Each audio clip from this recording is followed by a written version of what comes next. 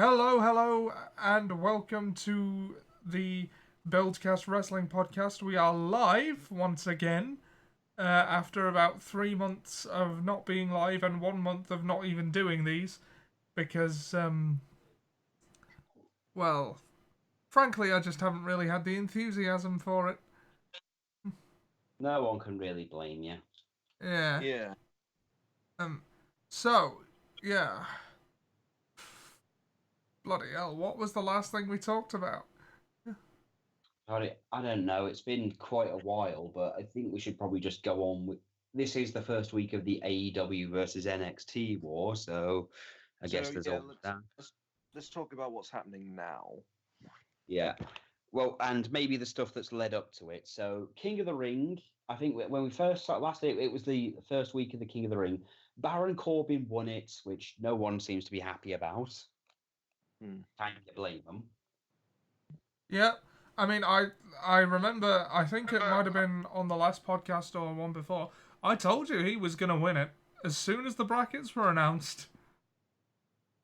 It is it's really just fucking depressing though to know that he's the king of the ring. And the thing is that even The Rock said this week it doesn't really even matter. It Yeah. doesn't matter. It really doesn't. Well, The no. King of the Ring has not mattered in years because ultimately they've botched it up. And I think with Baron Corbin winning it, I don't know if you saw Randy Orton's been doing drunk tweets lately. I I think that was a gimmick.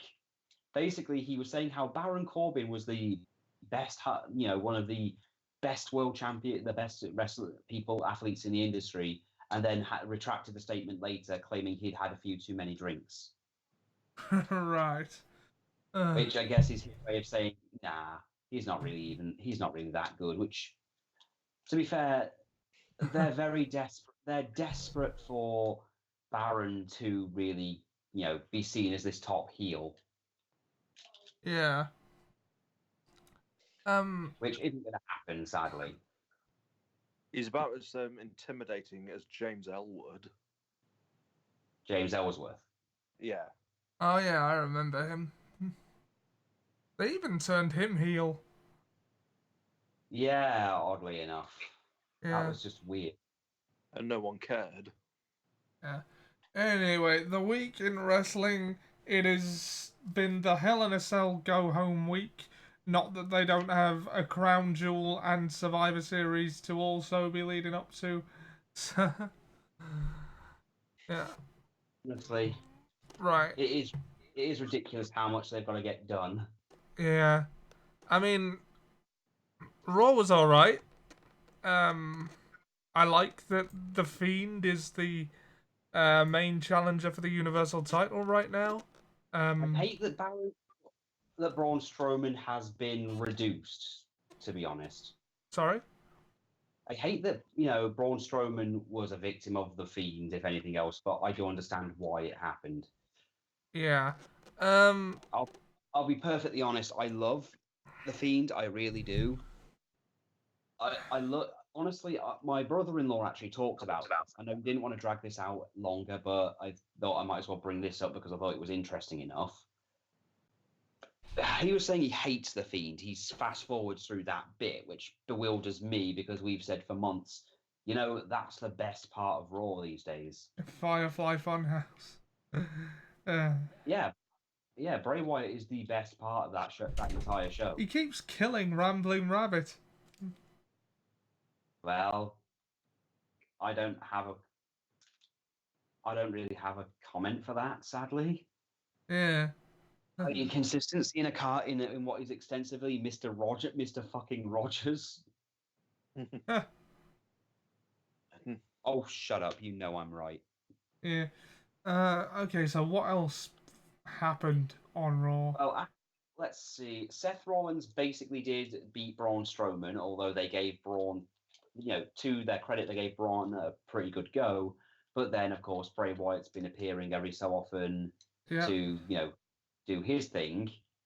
Other than that, Sasha Banks basically murdered. Well, murdered what's the face, Natalia, Oh, yeah, yeah. and He's got four horsewomen feud. Yeah. Natalya seems to be embroiled with this seemingly pointless feud with Lacey Evans over who does a sharpshooter better or something. Yeah, you see, wrestling fans may not realize this, or I'm sure they do. For some reason, they think that all Canadians have to do the sharpshooter, especially if they're part of the Hart family. Even though Brett himself admits he got it because Pat Patterson told him to copy that thing that Sting did, who got it from a Japanese wrestler he met. Yeah. So it's not Canadian, but as far as wrestling fans are concerned, it's basically the single most Canadian move in existence. And it's associated with Brett, hence why, and the Hearts, hence why the sharpshooter's considered a special thing. It's the most Canadian move till the Canadian Destroyer. Oh, yes. The most indie-rific move ever. It's cool, though. It is. It's interesting to look at, but so much cooperation is needed. Yeah. Apart from that, Sami Zayn's been the voice piece of Shinsuke Nakamura, and in an odd, weird way, I do find this hilarious. I think they're doing Shinsuke dirty. Like, I know. I think Shinsuke's wasted at this point. At this point, they've ruined him. Yeah. They had a chance. They gave The Miz a title match, and you could tell that Shinsuke was having to pace himself. It's like that. Well, I've always. The thing is that The Miz was always okay at best. Not to put a Triple H spin on things, but he was a B+ player at best.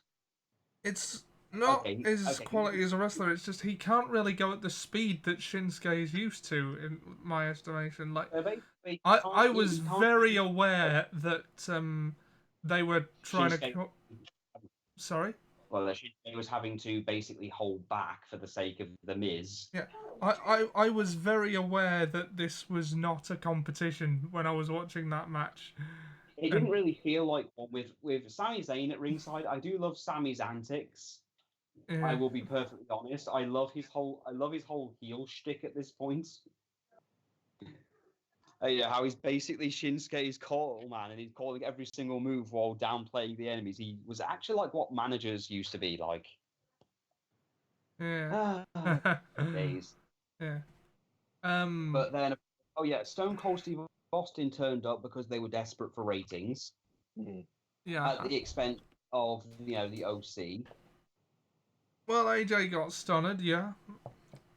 But AJ is still the US champion, not that you'd know it, with how little attention they give him. I know. It's diabolical. Who are the tag champs now? Oh yeah. They threw together the team of Bobby Roode and Dolph Ziggler, which was very randomly thrown together, but honestly, I like that team actually. Yeah, you knew. Yeah, fun fact: my brother-in-law actually thought that Rick Rude and Robert Roode were related. Well, Robert Roode can be in a great tag team with pretty much anyone. I did bring up to my brother-in-law when they mentioned it, saying this is a guy who was in Team Canada in TNA with Eric Young, was with Beer Money. Can't forget Beer Money, and also with Austin Aries as the Dirty Heels. Yeah. So he is an established tag team guy. Yeah, and Beer Money was one of my favorite tag teams back in the day. So we knew that Braun and Seth were losing the titles instantly.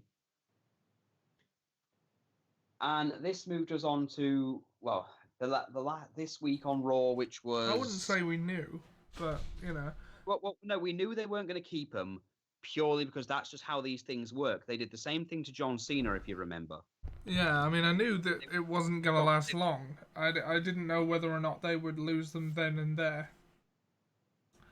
I kind of figured they would to add tension to the main event thing. Yeah. Let's see. Oh, yeah, they changed this. Also, I think we should just throw this out here because I don't want to talk about it again. They continued the cucking of Mike Kanellis. Oh, God, and he's not the only one anymore. He's not. Yeah, but they did an entire thing where they kept saying that first Ricochet's the father.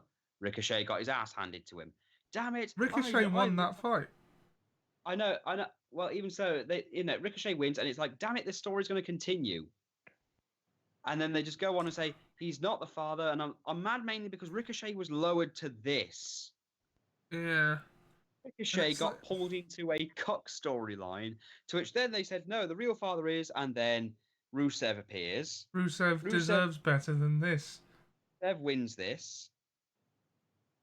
And then of course, well, the whole, as you know, Bobby Lashley turned up this week and did the cucking thing with Lana. Let's get that out of the way. Yeah. Also, what is it lately with like Raw and being cuckolded? I don't know, Ollie. There are some people who think that Vince just really wants to split up Rusev and Lana, like in real life, and you know what the rumor there is. I don't know the details, but the rumor is that I don't know. Vince hates that Rusev and Lana are a couple because he doesn't think that Why am I suddenly being reminded of Cartman in that episode of South Park where he thinks everyone of every color that people of the same color belong together. He goes out of his way. It's a similar obsession that he allegedly has, that he just really hates. He doesn't think that someone who looks like Rusev should be with someone who looks like Lana, and it's like, let's move on to from this horrible odd thing to. I mean, if true. But Hogan and Ric Flair turned up.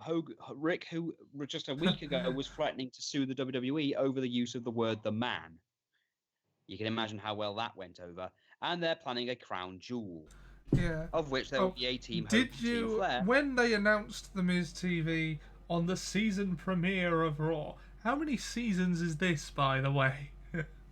Oh yeah, basically it's really I don't know. Basically, Raw doesn't really count itself the same way that every other TV show does because it's an ongoing show and never takes breaks. Then what's the point in a season premiere? I don't know. Ricochet wrestled Cesaro in an okay match. AJ Styles and Cedric Alexander had their US title match. Paul Heyman mentioned the whole thing about how they're basically going to murder Kofi Kingston and eat his skin or something. Yeah. Yeah, basically Raw had and Brock Lesnar basically murdered Rey Mysterio and his son. Right. Yeah, I remember that. Eric Bischoff has a fuck ton of heat backstage because he's being blamed for a storyline he ultimately didn't do. Okay, I'll be out in a minute. Basically, a storyline he didn't even agree to or even have much say in, which was basically the Roman Reigns, Eric Rowan storyline. I see. Apparently, that WWE feel that storyline is so fucking stupid. It has fallen a bit flat. Yeah. Then, of course, the throne broke.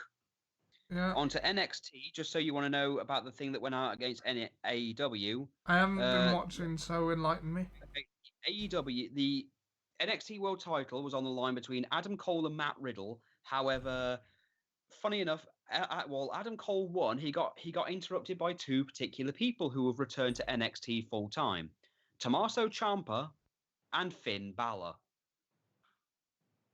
I see. Finn Balor claims he's going to get a group together to go against the Undisputed Era. The Velveteen Dream, trying his best, I want to be like Prince and Goldust all in one character, was going on about how he wants the North American World Title back. Mia Yim wrestled Io Shirai, who's basically a villain now. Io Shirai won. Johnny Gargano wrestled Shane Thorne in one of the only other storylines that actually had a story, where Johnny Gargano said he's staying with NXT, not going to the main roster at all, and he's going to take out Shane Thorne, who thinks he's the next big thing on NXT. Shayna Baszler wrestled Johnny Gargano's wife, Candice LeRae, and won. Pete Dunne has moved completely to the NXT roster, whereupon he was basically murdered by a new superstar called Damian Priest. Interesting fella there. The Street Profits actually wrestled, believe it or not, where they lost to the Undisputed Era. Leo Rush has returned and is going to be wrestling Drew Gulak for the Cruiserweight title on NXT because the Cruiserweight title is now an NXT exclusive title because 205 Live is gone now. That sucks. Yeah, that was NXT. That's literally what went against AEW. And speaking of AEW, Jesus Christ, that was so good that even Randy Orton praised it. Yeah. Christ, AEW was good. I think that show deserves to be celebrated with a little bit of the bubbly. I do have a question, though. The six-man tag team match, was it no DQ? Because that was the only way to explain why Jon Moxley was around, basically interfering in a match in front of the referee. I would imagine so. So, weird thing, I know you don't know many of the wrestlers there, but did you know Nyla Rose is transgender? I did know that, yes. I think that's a cool thing. Yeah. I think the sad. Here's the thing: the lowest point of the entire show was the women's title match, but even that was at least an 8 out of 10. Yeah. And when the low point is still pretty damn good, everything else on that show was good. The opening match was. It's not like what we're used to. I didn't expect Riho to win, but I'm not sorry she did. Yeah, I honestly thought Mila Rose was going to win, but even so, the match was pretty damn good. Yeah. Cody Rhodes and Sammy Guevara. Hold on, Sam, I got a question for you. It said that Riho had been wrestling since she was 9, and you once showed me a video of a 9-year-old girl giving a choke slam. I'm going to just say this now. I don't know if this is the same girl that Kenny Omega kicked in the back of her head. That was what I was going to ask. Yes. I don't know. Well, even so, AEW. We had the six-man tag team match with, I think it was LAX, the former LAX that were just left at TNA, teaming up with Chris Jericho against the Elite, which Jon Moxley interfered with. And I will say this for the people who didn't notice this: when he put Kenny Omega through the glass table, it was actually Moxley that took the most of the blow. So that seems reasonably in character for him, though, doesn't it? Well, I don't want to make I honestly have my own opinions when it comes to Jon Moxley in general. Yeah. But yeah, they did their bit because they're continuing the Kenny Omega Jon Moxley feud. So that happened. Funnily enough, right after, Sean Spears, the chairman, basically made a tweet where he claims that, yeah, that's it. Yeah, it's good to see that Jon Moxley's healed up and everything, but next week he's in a match with him where he's going to have to actually play by the rules. And unlike Jon Moxley, he's an actual wrestler and, a professional. Oh, shots fired. To be fair, Jon Moxley, before he came to WWE, was a garbage wrestler. He literally just did death matches and not much else. That kind of was his resume before he came to WWE. He didn't really wrestle, per se. I see. Hangman Page lost to... I bet Jim Cornette fucking loves Jon Moxley, then. Oh, God, he loves AEW. You should see how he praises it every week and how it's totally not a... And in his words, I'm using his words, so don't get offended but if I say these, weird queer thing. He doesn't like Sonny Kiss. Yeah, he doesn't like Sonny Kiss at all because he looks too gay. That was his big issue with that Battle Royal thing. You know the one where he slapped his butt several times into Tommy Dreamer's face. Yeah, I remember. He made a bunch of ridiculously homophobic comments about that alone, and that was why it sucked. Oh, that and Jimmy Havoc using a staple gun on Tommy Dreamer's testicles. That's a take, I guess. Look, he hates. I mean, he thinks WWE aren't taking it seriously and thinks they shouldn't take it seriously because it's just an outlaw promotion. I think it's a little more than that. I mean, did you? I think AEW had a great step this week. Now, I think the main event was, a main event. It's episode 1 of a show. I mean, it ended on an interesting note with Jack Hager returning. Yeah. The all-American, who actually has a very good mixed martial arts record, I'll add. Yeah, I have heard. They said from Bellator. Yeah, and basically teamed up with Chris Jericho and his team, which I'm just going to call them. I'm just going to call Chris Jericho's team the Bubblies. The Bubblies. I'm just going to call them the Bubblies at this point. Yeah. You might have noticed that Chris Jericho even had a shirt saying a little bit of the bubbly. Yeah. Oh. So, with all that amusement, let's move on to, the down of Smack and what happened this weekend. Oh, Dear fucking fuck that God, show. my own. So, while we are still on AEW though, I think NXT pulled in something like nearly 900,000 viewers, whereas AEW was 1.4 million.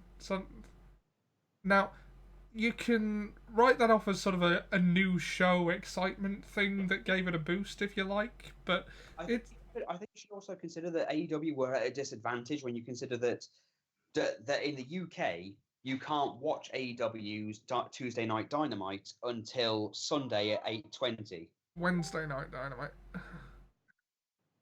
Wednesday Night Dynamite. Even so yeah, the fact that they're working with a disadvantage that the UK couldn't watch it live unless they streamed or used the Fight Network. Yeah, I mean, but that costs money. I know it costs money. I mean, it's $4.99, but it's something. Yeah. But I would only be using it for AEW though, like weekly. Yeah, it's got Ring of Honor as well. Oh, does it? Apparently, the Fight Network also has Ring of Honor. Oh, I didn't know that. Well, that's the thing. So anyway, on to SmackDown to get this out of the way. The Rock. It was a bit of a shit show, wasn't it? Well, let's go through it. Becky Lynch turned up, whereupon, before she could even say much of anything, Baron Corbin came out and started doing on the kickoff show. Xavier Woods played the Final Fantasy Victory fanfare on the trombone. That was nice. Nice. But then The Rock came out and basically shit all over Corbin, as he should have done. Corbin tried to do the typical heel shtick of how great he was when, to the chagrin of the crowd. And then he got beaten up by The Rock and Becky Lynch. They made the fact that he doesn't have testicles, claiming that, you don't wear a crown doesn't make you a king, since Becky Lynch calls herself the man, and she doesn't have any testicles, and she responded with, even if I did, they'd be bigger than yours. Yeah, she's right here. Okay. Hi, Nicole. Mom wants you to feed you. Come on. Sorry, Nicole just came in. No. She needs to eat. She needs to have her dinner. So then they beat him up, which, just to show how pathetic Baron Corbin really is in the eyes of the company. They did a whole speech about the new era of SmackDown, and of course showed two people who are probably going to cause the biggest problems, i.e. Stephanie and Vince. Yeah. Well, Becky and Charlotte Flair fought Sasha Banks and Bayley because, that's the thing. I am always going to love Vince McMahon as an on-screen presence. He's brilliant as, the heel boss figure. And there's a reason it gets tired out when anyone else does it.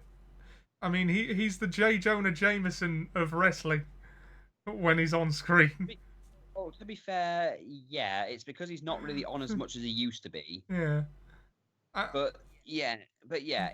Stephanie, however, is a big problem for the company in general, and I think WWE are slowly going to learn that because, again, their ratings and the quality of the company started to go downhill the second she took over in certain areas. Well, the Becky Lynch and Charlotte Flair match, I think, honestly, was pay-per-view levels of storyline rather than a premier SmackDown thing, but let's face it, after that AEW thing, WWE are apparently very embarrassed that they lost. Isn't Eric Bischoff in charge of SmackDown, or...? Paul have very limited actual authority to do anything. I'm just going to throw that out there because that's a misconception everyone has. They seem to think their opinions are basically... They're there to say, look, these people are on the writing team now, but they still have to go through the whole... Vince still has to approve everything. So it effectively doesn't make a difference? Yes, basically. Of course. The Fiend attacked Seth Rollins again, which, you know what, why not? Yeah.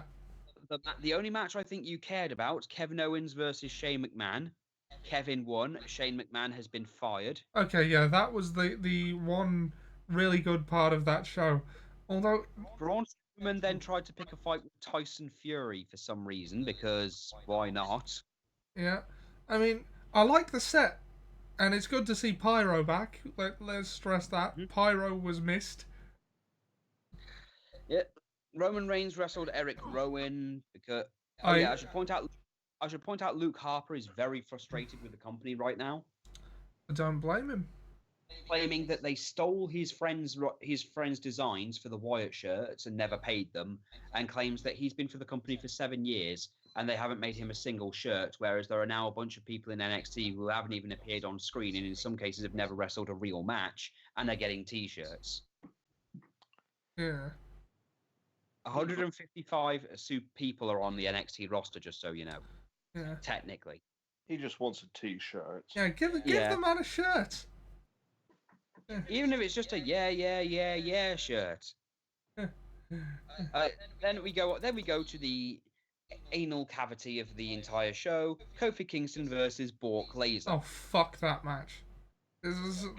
Kofi literally ran into him. Brock hit an F5, pinned him, and then out came Kane Velasquez, who, if people don't know, is the guy who basically got Brock Lesnar in UFC and fucking turned his brain into hamburger meat. Now, the funny thing is, looking at him, you'd think, wait, Brock's actually bulked up and muscled. This guy doesn't really have much. He then tackled Brock and punched the fuck out of him. Now, this would be great, but why does it have to have the title involved? Like, why does the title have to be on Brock Lesnar now? Yeah, the thing is that Seth Rollins was allowed to look amazing against Brock. Well, I guess that maybe because Kofi didn't put his dick on Twitter. I'm making an assumption here because that's usually how Seth gets most things. Yeah. Well, So to be fair, it didn't work for Titus O'Neil. No. I mean, They didn't. Vince is a very unpredictable man. I've got some other bad news for you. Guess who's been cleared to wrestle and has signed a deal to wrestle in WWE? Who? The Undertaker. Edge. Oh. I don't know how to feel about that. I mean, I love Edge, but his last pay-per-view, his last televised match was a perfect ending. I know. Here's the thing. Kayfabe News made a joke about this months ago, with Simon Miller doing the report thing and saying about how interesting note, a retired wrestler stays retired. And they used Edge and went, oh, sorry, we've just got news that Edge has just signed a deal to wrestle at the next Crown Jewel. And now it's fucking happening. Is it at Crown Jewel?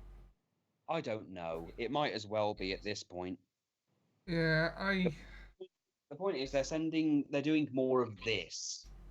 Edge should have stayed retired, in my opinion. Yeah, my interest in WWE has never gone down so far so fast as it did with this week's SmackDown, and I don't know. The thing is, for a fact, I had heard stories that this Kane guy was coming to WWE to, they were trying to sign some deal to bring him to WWE, and they're literally bringing him in for the sole purpose of wrestling Brock Lesnar. Yeah, well, here's the thing. Like, putting aside the fact that I don't give a shit about Cain Velasquez, Why do I get the feeling they're going to do a rematch of of Brock Lesnar versus Kofi, where Brock's going to lose the title because Kane and Rey Mysterio interfere and cost him the belt? I hope they do that, and I hope Kofi gets it back, because that's the only way this can be okay. Because, like, Kofi had a good run with the belt, but he deserved far better than... Well, I'm going to quote Little Karibo on Twitter here. I retweeted him. Kofi had a great reign, but he deserved a far better ending to it than that wet fart of a match. And, I'm in full agreement there, because... Well, you know how much I've been pulling for Kofi's first WWE title run, possibly his only one, to be a good one, because, well, do you see Vince putting the title back on him now? Actually, at this point, I do think so. Do you? I actually do think they will, because at this point, Kofi has gotten to a point... The thing is, they couldn't deny how popular the New Day got, no matter what they did. Yeah. That's why the New Day has lasted as long as it has. As with Kofi, they know full well how big of a deal his title win was, and I actually do think they'll put it back on him at some point. I hope so, because he deserved a better, like... I don't think, unless Brock Lesnar becomes a full-time thing, I don't see it actually happening.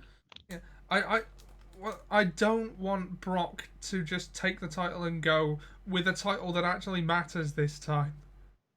Well, yeah, because again, he did so much damage to the Universal title. That's the thing I think WWE doesn't realize is that they are hemorrhaging money with a guy who doesn't make them anywhere near the money they pay him.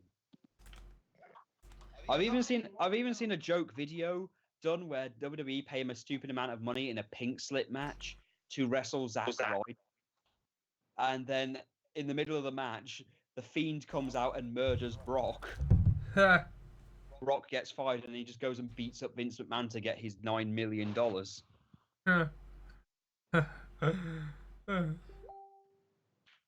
And 2,000 barrels of crude oil. And bananas. One day, we hope that Brock Lesnar will be able to communicate via sign language instead of the pterodactyl scream. I wouldn't mind so much if he was full-time, but even then, I'm so sick of Brock Lesnar as champion. Like, he was champion for so long that even though he hasn't been for a while, I'm still sick of it. The thing is that they've made a point several times on the show. They've even made it a joke of how pissed off he makes the fans because he never turns up to defend it. And they did that whole thing where they took the belt away from Daniel Bryan because he was injured and couldn't come back and defend it. But apparently they broke the rule for Brock. Well, you know, WWE rules are only rules when it suits them. Yes, I am fully aware of how their rules work. Yeah. That is bad. Right, shall we get on with some Hell in a Cell predictions for tomorrow night then? Okay, let's get some let's get some, Underworld in a cage match. Underworld in the cage. It doesn't have the rhyming factor, but You just don't like you didn't even like the Monarch of the Circle. I liked the Monarch of the Circle. The Monarch of the Circle.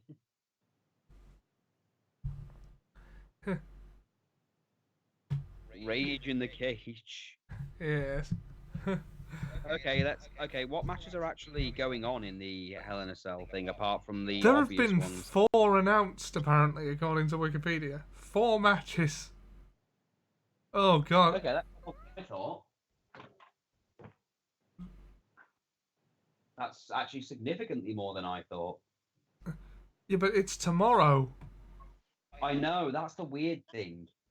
Why am I getting the feeling? Why am I suddenly being reminded of a certain pay-per-view WWE has scrubbed from its calendar because they don't like to talk about it? Yes. December to Dismember, the single worst WWE pay-per-view in history. I didn't mind it. Well, don't get me wrong. It's the fact that only 2 matches were announced. Yeah. That's the problem, Ollie. That's the issue everyone had with it. Yeah. All right. So. Literally it had 2 matches. So what are the 4 matches? Bayley versus Charlotte Flair for the SmackDown Women's title. Who have you got and why? I'm going to go with Bayley. I am also going to go with Bayley. I honestly think Bayley purely because, well... She's recently turned heel, and this is, I think, her first defense... No, sorry, it's her second defense since turning heel. She already defended Charlotte last time by cheating, which, was kind of a thing. Which is honestly kind of an okay thing at this point. Yeah. So I think we can forgive it. Yeah. Daniel Bryan and... Oh, sorry, Ian, who have you got and why? Bayley, because I think she's on a roll. Yeah, same. We're all unanimous there. Daniel Bryan and Roman Reigns versus Eric Rowan and Luke Harper. Who have you got and why?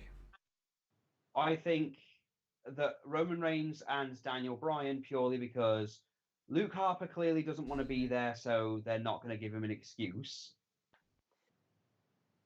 Yeah. And also because they lasted a thing with Eric Rowan and Roman, and as we all know, Eric kind of won that one,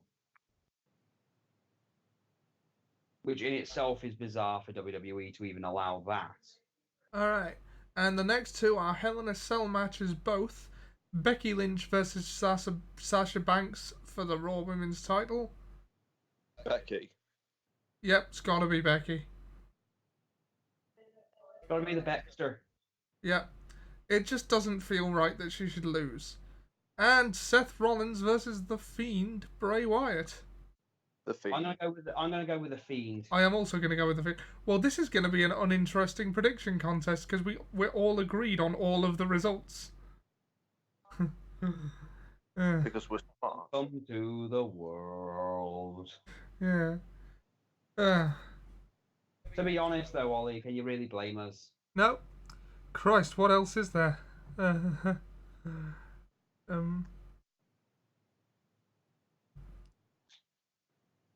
think that's all we.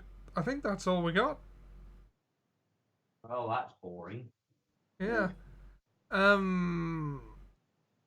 Okay, so WWE's been a bit shit. I'm excited for AEW. Anyone have any closing thoughts? Honestly, I think I should probably bring up the AEW, the WWE comments on AEW's entire thing is that right after the result, after the results were announced, they said congratulations to AEW, and the real winners were the fans because this isn't a foot race, this is this is a marathon. Yeah. And Chris Jericho said they're only saying that because they're embarrassed. Yeah, that's I think probably true. I think AEW need to not get too, what's the word? Don't do what WCW did and get too high on yourself. And don't be another TNA and just be where disgruntled WWE guys go to work, which is what Cody Rhodes has apparently actively stated against recently. Yeah. Yeah, he says he doesn't want AEW to just be a place where if you get pissed off with WWE, you can come and work here. Well, it's got to have some standards. It's also got to build the stars of tomorrow, because the problem with WWE is that they never focused on the future. Yeah, because they keep bringing back the legends. Yeah. So I'd say AEW needs to focus on what makes them popular, not rely on WWE stars. Just don't get too high. I think Chris Jericho as the champion is great. I said this when he won the title. I think if there is one legend you can still put a world title on, it's Chris Jericho, just because he's done a phenomenal job taking care of himself over the years, and he can still go like a much younger man. Agreed. Yeah, like if you isn't he like 49 now? Something like that. Yeah. He is. I think he is in his 40s at this point. Because I remember reading he was 48 or 49. I can't remember which. But if I didn't know that, I wouldn't have believed it if you told me, because he can really go for a man his age. He certainly can. Yeah. So that's why I say if there is one legend you can put that belt on and have it still be a meaningful thing, it would be Chris Jericho. I mean, there's probably more, but Chris Jericho being a good example. Chris is one of those guys who he was around for the original Monday Night Wars, and to be fair, he was a victim of it as well at the same time. Yes, I remember. Because it wasn't just a WCW thing. WWE treated him like crap for quite a while. Yeah. Poor Chris. I mean, he was actually going to quit WWE apparently at one point until they managed to coax him to stay with them. Right. And now he's the AEW champion. Yeah, he's working with the opposition again, but this time he's their major champion. They've only got 2 belts at the moment. which is okay. They're I going to guess. crown tag team champions in that tournament, Yeah, though, but aren't they? I mean a mid card belt kind of thing. Yeah, they'll get I it. also like that they didn't take a chance to, they haven't been taking shots at WWE during their shows, really. Yeah. That being said, I do think that NXT tried to take a shot at AEW when they had Damien. The way, really. Well, no, because that was kind of what made everything in WCW seem really really bad. I mean, if you remember, they made fun of Jim Ross, they made fun of everything WWE did. Although I will say I am happy that they finally fixed the commentary team for AEW because the problem for a while has been that only Jim Ross was actually a real commentator. Well, unless there's Let's anything. not forget the fact that WWE. Oh, I'm sorry, Ian. Sorry, Ian. What did you say? Let's not forget that WWE brought back Jerry the King Lawler. Yeah, that's No. true. He's on Raw now. Jerry's really doesn't really work anymore. That's the problem with him. Yeah. With his puppies and his, he doesn't really do that anymore. He doesn't really do anything that works with him anymore because WWE don't like that kind of dynamic anymore. I don't think you can really get away with that kind of dynamic anymore. Well, the dynamic of you see, that, Ollie, is what we call cringe. Yeah. We need to say, really, isn't it? Yeah. Best way to end it all on a cuck joke. Yeah. So, We'll end it on. I think we should end it on a positive note, and that is that AEW looks really strong going forward. Yeah, I can't wait to see where this goes. I am looking forward to seeing what's going on, and if the rumors about their video game are true, I'm looking forward to seeing what they do with that. Yeah. Yeah. All right. Well, thanks for joining us. We will see you whenever the next time we do one of these is. Indeed. So we'll see you soon. Yep. See ya. Bye.